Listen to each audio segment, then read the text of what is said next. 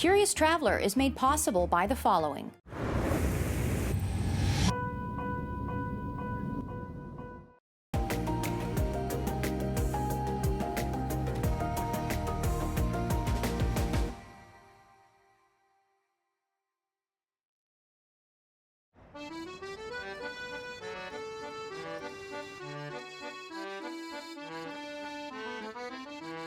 This French city's original name was Lugdunum. It has the second largest Renaissance district in all of Europe, where you will find some pretty mysterious traboules, and it also has this beautiful bright pink praline. Today we are getting curious about Lyon.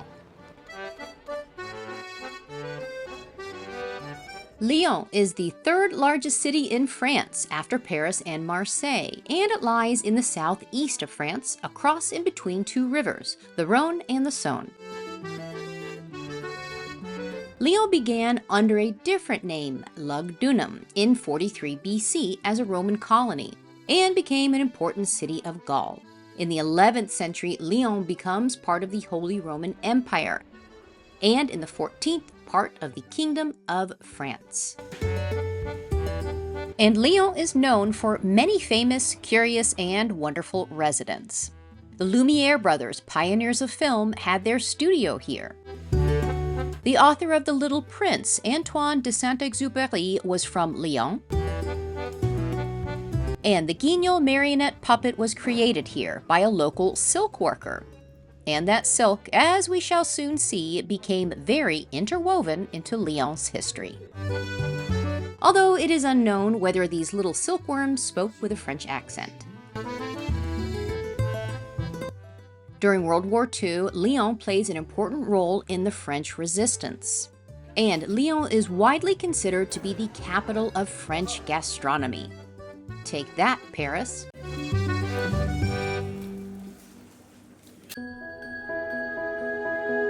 So, here's what I'm curious about in Lyon. Who built the first church here and why? What is this ox doing here? Where can you find some secret passageways used by the French resistance? Why is this pizza pink? When did the entire city slide downhill? And how did Lyon get the name Lyon? And does a lion have anything to do with it? Who, what, where, why, when, and how. So much to be curious about in Lyon. Our curious journey through lovely Lyon begins here in its old town at the foot of Fouvier Hill. The city has a UNESCO status, and just one mosey through its cobbled historic streets will tell you why. Fouvier Hill was where the Roman city of Lugdunum was founded, but once the Roman Empire fell, a new location needed to be chosen for the city. The solution? Just slide on down the hill. So, as we've learned, Lyon began high upon a hill as a Roman city. But once that water supply was destroyed, everything moved down the hill to be closer to the Saône River. And then much later, this beautiful Renaissance city was built, today called the Old Town. Built in the 15th and 16th century, they established 3 districts and named them after 3 saints: St. Paul, St. George, and St. John. And each of these 3 districts, today considered smaller neighborhoods, each have their own church, whose spires peek out above the skyline of the Old Town, or Vieux Lyon. So let's stroll through the Vieux Lyon in search of the town's symbol, the lion. So, which did come first, the lion or the name Lyon? Well, as fun as it would be to imagine lions roaring their way across the city, that's not exactly what happened. Actually, the name Lyon comes from that ancient Lugdunum. But what does Lugdunum mean? The fort of Lugus. Lugus was a Celtic god whose name possibly meant light. So, while Lyon is now the city of lions, originally it was the city of light. Take that again, Paris. So, how did we get the lion symbol for Lyon? Well, because of the Counts of Lyon, who in the early Middle Ages adopted the mighty lion as their symbol of strength, nobility, and courage, and put it on their official coats of arms. So today, you will find this mighty symbol all over the city. from the churches to the sculptures in curious locations, big and small. Next, we explore the city's Christian history by visiting one of those 3 original Old Town neighborhoods, Saint-Jean. In the heart of Old Town, you will find the Cathédrale Saint-Jean, or the Cathedral of St. John. And you kind of can't miss it. It is the largest and most important building here in the Old Town. In fact, it lends its name to the surrounding district and to the main street. Originally built in the 12th century in the Romanesque and then later the Gothic style, it speaks to Lyon's role in the Christianization of France. That is because it is one of the first major cities to have become Christian. And inside you will find this beautiful astronomical clock where you will find the Renaissance and the Christian view of the universe. We have the sun rotating around the earth instead of the other way around, 2 beautiful angels on either side, and last but not least, God watching over the passage of time.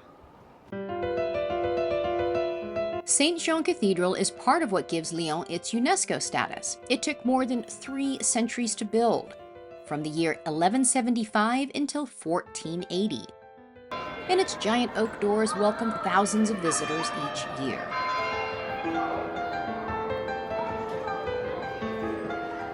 Just steps away from the church, you will quickly get lost in Lyon's labyrinth of lovely little streets, with fantastic old Renaissance buildings just high enough to keep you cool and shaded on a summer's day, and lined with so many tempting shops and cafes, and especially the Bouchon, a distinctly Lyonnaise type of restaurant, specializing in meats and heavy home-style dishes, which is fitting since we are here on a specially named street. As you wander the beautiful little streets of Vieux-Lyon, you will have some helpers to help guide the way. They will be in the form of either little saints or beautiful little sculptures of the Virgin Mary up high on street corners. Now, there's one that's a bit of an exception, though. If you see this guy, a happy little 16th century ox, you know you are on Rue du Boeuf. Rue du Boeuf is the perfect example of the quirky little details of these wonderfully winding streets of the Old Town. Here along Rue du Boeuf, you will also find a historic shop. But it's not a giant ox doing all the hard work, but in fact, teeny tiny worms. Silkworms, in fact. In the 18th and 19th centuries, Lyon was considered the silk capital of the world. And this beautiful little shop, proudly founded in 1830, carries on Lyon's rich tradition of silk production. What was once exclusively a material of the East became a booming industry here in the city, thanks to some Lyonnaise inventions, methods, and most importantly, the taste of French kings, who like to prance around in fine silk fashions and, of course, decorate their royal residences, only using the silk made in, you guessed it, Lyon. And this demand for silk created lots of jobs here in Lyon. The silk workers were called canuts. By the 17th century, more than 10,000 silk looms are whirring away across the city. And to say that silk production was arduous is an understatement. It takes all day just to weave a few centimeters of fabric. This made silk, of course, extremely expensive, which brought great wealth to the city. And this powerful export industry has a fun little detail about how the precious and delicate fabric was transported from the shops over to the river to be shipped around the world. And I know just where to go to find out that story. Follow me.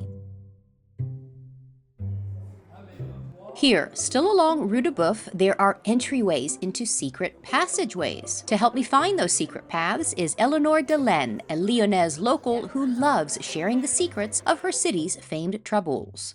Okay, this is beautiful here in Old Town. I know it's got a lot of legends, a lot of mysteries. I want to know about the traboule.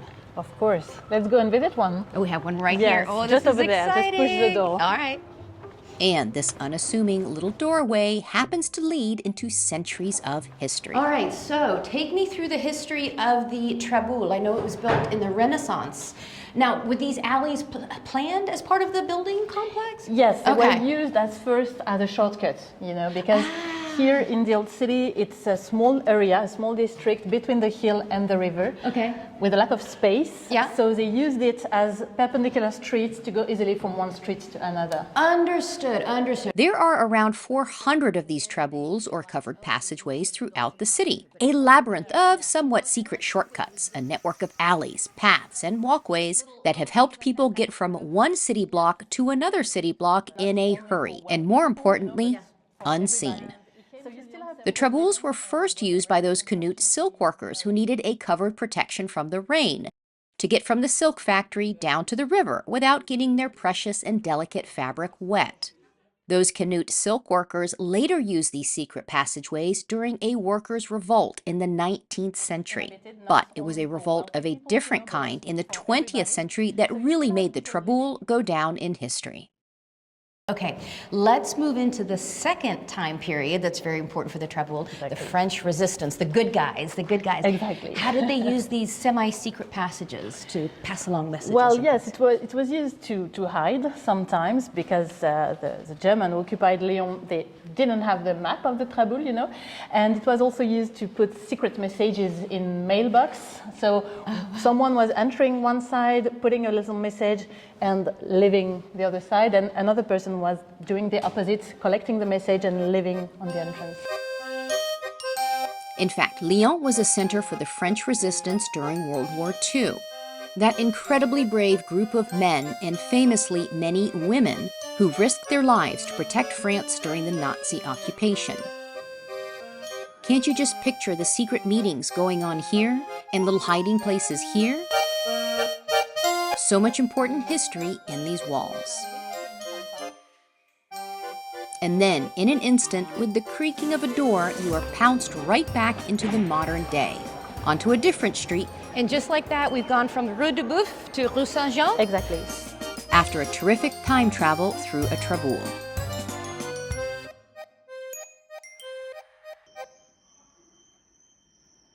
Next, we time travel again, but this time back to the ancient origins of Lyon, back to ancient Rome and Lugdunum.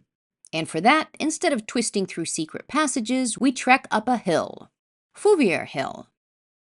Here we find the highest point of the city, Lyon's own Eiffel Tower, named La Tour Métallique, built simply to compete with Paris. Are you starting to detect a rivalry here? And more importantly, you will find the reason that the hill is called the Hill That Prays. It is believed that a pagan altar and then a Christian shrine were built on this spot, which is why this lofty hilltop location was chosen for the magnificent Basilica Notre-Dame de Fouvier, a glorious symbol of the city. The Basilica Notre-Dame de Fouvier was built in the 19th century and is dedicated to the Virgin Mary. This towering tribute was designed by a Lyonese architect in a unique mix of Romanesque and Byzantine styles. The four towers symbolize the four cardinal virtues: fortitude, justice, prudence, and temperance. But there's another, more curious interpretation of those four towers. The church is lovingly referred to as the upside-down elephant, because it kind of looks like an elephant laying on his back with his forelegs sticking up into the sky. But an elephant isn't the only curious creature here. Of course, there's the Lion of Lyon greeting you at the entrance. Inside, the ceiling is soaring, the volume is almost overwhelming, and the Virgin Mary stands proudly at the end at the altar. Here, the Byzantine influences glitter all around you, along the central nave, on 6 giant mosaics on the walls, more mosaics on the ceiling, and even more under your feet. It is believed that the architect was inspired by churches in Sicily. The themes of the wall mosaics all have to do with the life and influence of the Virgin Mary on France. This panel shows Pope Pius V asking the Virgin Mary to bring victory to Christians during battle. This mosaic depicts the Council of Ephesus, which declared Jesus as the incarnation of God, with the Virgin Mary holding the baby Jesus in her arms. And this panel portrays Saint Pothinus, the first bishop of Lyon, arriving in the city with the Virgin Mary watching from above.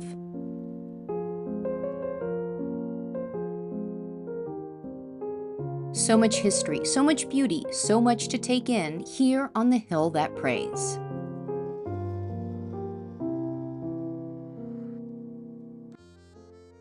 Next, we climb to the ancient origins of Lyon.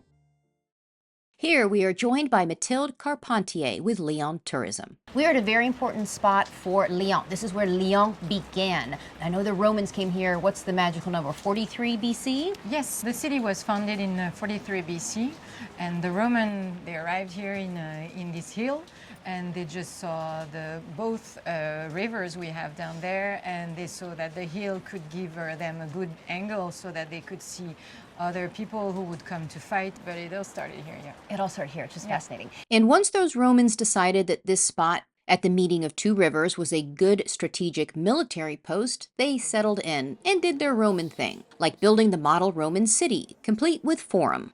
You would go do your shopping, and it was really a place where people would come and meet, which is the really forum, it's what people do, they meet. And we do the same thing today, which is what makes it so interesting.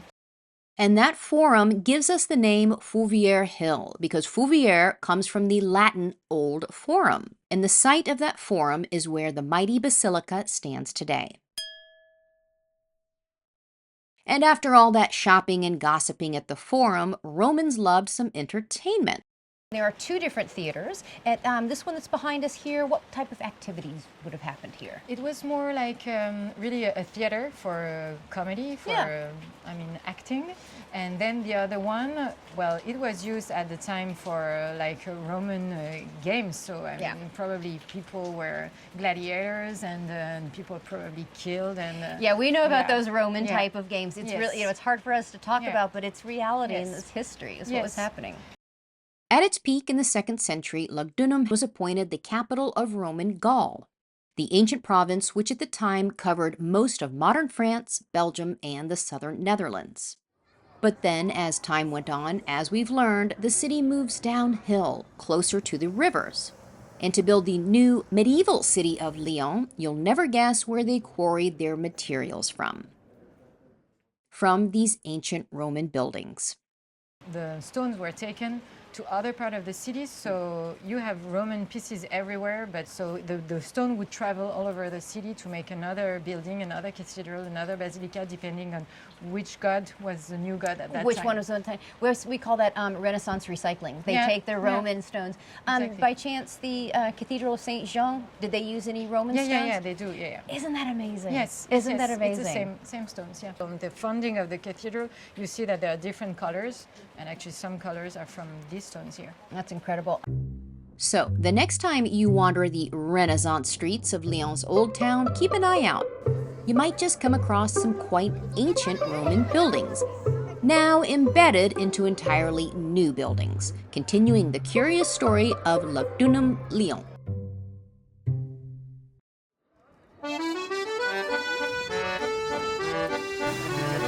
And something else happened over the centuries. Lyon goes from being the capital of Gaul to a capital of silk production to becoming the capital of gastronomy for France. Lyon is famous for its cuisine because of its world-famous chefs, its pioneering restaurants, and its use of fine French foods grown from across the country. In fact, Lyon is at the very center of the Vallée de la Gastronomie tourism route, which stretches more than 300 miles across France, from Dijon to the north to Provence in the south, where you can nibble and sip your way all across the country if you so desire. And who doesn't? But if you don't have that kind of time, may I suggest this incredible city within a city of all things gastronomie, called Les Halles. There's been some form of food market on the spot since 1859, but it grew over the years, and then in the early 2000s, it becomes Les Halles de Lyon Paul Bocuse, named for legendary chef Paul Bocuse. Chef Bocuse was known as the Pope of Gastronomy. He was a pioneer of Nouvelle Cuisine, And he also happened to be the inspiration for the chef in the Disney film Ratatouille. How cool is that? And of course, he was a proud resident of Lyon. And here, in this gourmet food hall dedicated to this pope of gastronomy, is stall after stall, after shop after shop. Just bursting with delightful sights, scents, and of course, fantastic French flavors. Everything from oysters to tiny takeaway treats that you might not have heard of. I know what a croque-monsieur is, but this is a croque-monsieur au jambon truffe. It looks like it's layers of a lasagna. Yeah. So they've taken a ham and cheese sandwich, and what are all the layers that they've added on there? We have That's cream, crazy. cheese, Oh my gosh. cream, cheese, and the ham, the truffles inside. Are you kidding me? Yeah. Just in case it wasn't fattening enough to begin with. Yes. Perfect, perfect. And yet French people are, at least French women are always so thin. I don't understand that. In Lyon, it's very important, the cream Yeah, and the butter on everything. in everything. On everything. I think I've experienced that. I was like, why does this taste so good? Butter. That's the Butter. answer. That's the answer. Or cream. Or cream, or both. Okay. To guide us through these gastronomic delights is Lyon food tour guide you don't Tatiana eat that part. Agostini. You're like, you know you don't eat that part, right? Yeah. And we begin with the Frenchiest of all French treats. This might be my favorite place because it's a rainbow of colors of all the different types of sugar and carbs one could possibly have. We, of course, have macaron, which is the quintessential French pastry. But I know here in Lyon, there's a specialty. Yes. Yeah, so you have, we are in Bouillet. Yeah. The Bouillet Bouillet. house. Okay. Yeah. He created many different flavors and developed this one. The in special Lyon. one, okay. Yeah. So it's chocolate. Okay? Dark chocolate, 70% of chocolate, and Perfect. Inside, inside you have salt caramel. I love salted caramel, but before I bite into this little work of art, Yeah, are these the little flecks of gold on the outside? I get so excited about this. Yeah, it's blinging. That tells you how it is bling. It is blinging. Okay, let's bling to that. Let's see what it tastes like. Oh my goodness, it's so orange. I shouldn't talk with my mouth full, but it's so good. So it's that bright orange. That's the caramel? Yeah, Oh my goodness, look at that. it's a little macaron. It's delicious. Surrounded by sugar, what could be better? Don't mind us while we hang out here a little while longer. Votre santé. Lyon is also known for its croûtes, a wonderfully layered creation of meats, pâté, sometimes eggs, and other ingredients. All lovingly wrapped up in a pastry and shaped into a loaf. So it looks like a plain loaf of bread on the outside, but when you cut into it, you will see the layers of tastiness.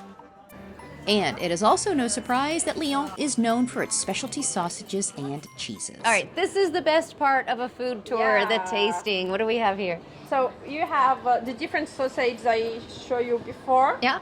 So here is the rosette, Okay. the Jesus. Yep. Jesus. Jesus. No S. No S. Yeah. And this one is saucisson de Lyon. So Okay. it's lighter than the others.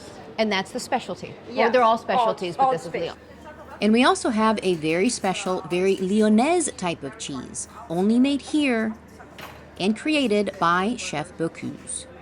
Well, this cheese is a little bit different because it's more time to maturation, and when you open, Oh, this is exciting. There's always like a present or a gift on the very inside. glowing inside.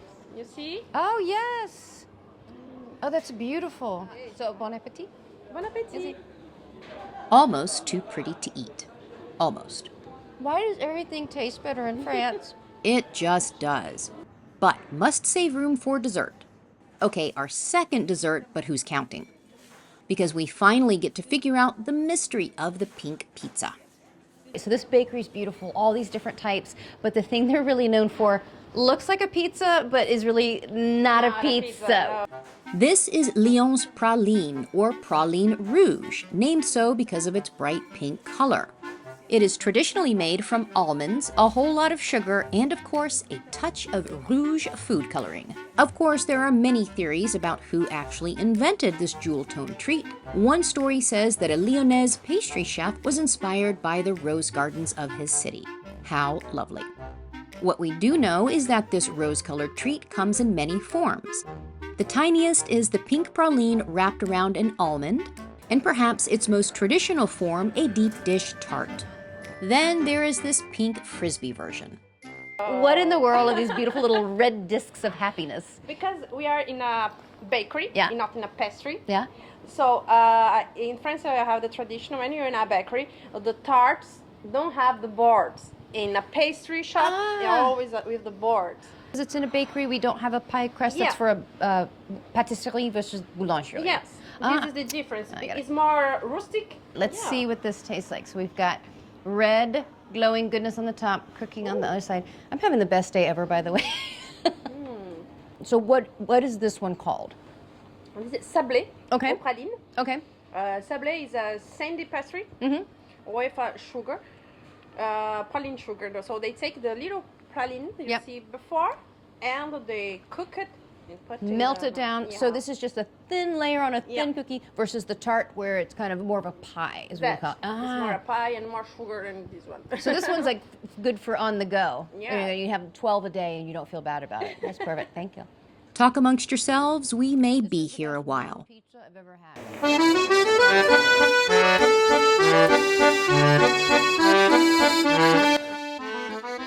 So, from a Celtic, then Roman hilltop town, perched perfectly above two rivers, which then had to be moved down that hill closer to the rivers, reusing some of those ancient building blocks, to a mighty church or two, testaments to its Christian legacy. Set within a magnificent maze built thanks to the wealth created by these tiny little squiggly fellas, where, if you look closely, you can see some saints, an ox, and a speedy and secret pathway which helped out some incredibly brave heroes. To the tastiest of all destinations, a culinary city within a city, dedicated to the city's favorite chef, and full of gold-speckled and ruby-red treats. Lyon has so much to be curious about. Merci for joining us on our educational journey, and hopefully now you're even more curious about the who, what, where, why, when, and hows of Curious Lyon. As the Lyonnais say, bon appétit et large soif.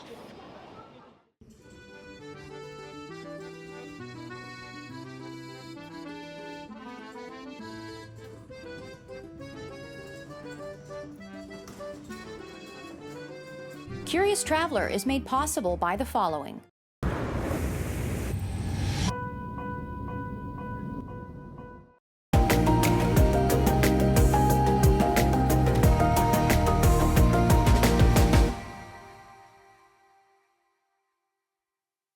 Still curious? Go to CuriousTravelerTV.com and find our links to follow us on social media.